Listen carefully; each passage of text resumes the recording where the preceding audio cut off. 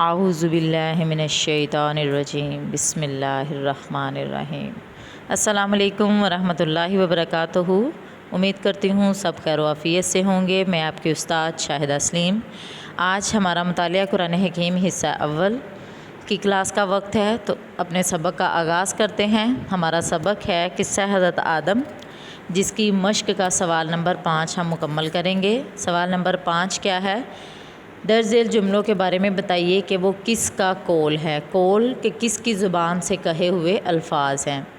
Number 1 پر ہے یقیناً ہم نے ہی تمہیں پیدا فرمایا اور ہم نے ہی تمہاری صورتیں بنائی۔ تو صاف واضح ہے کہ یہ جملے کس کے کہے ہوئے ہیں؟ یقیناً اللہ سبحانہ و تعالیٰ کے کہے ہوئے ہیں۔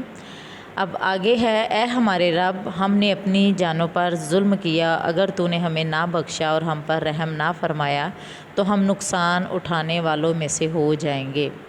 تو یہ کس کی دعا ہے؟ یہ کس نے اللہ سبحانہ و تعالیٰ سے معافی مانگی تھی؟ یہ تھے حضرت آدم علیہ السلام۔ اب اگلا ہے یقیناً شیطان تم دونوں کا کھلا دشمن ہے۔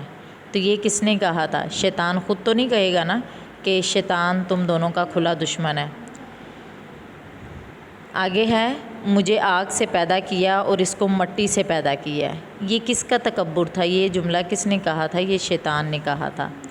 تم اس درخت کے قریب مت جانا ورنہ ظلم کرنے والوں میں سے ہو جاؤ گے۔ یہ کس نے کہا تھا اور کس کو کہا تھا؟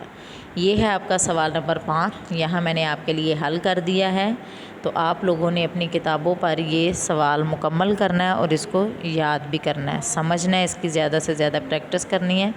آج کا ہمارا سبق یہی تھا۔ اپنا بہت سارا خیال رکھیے گا۔ Take care. اللہ حافظ۔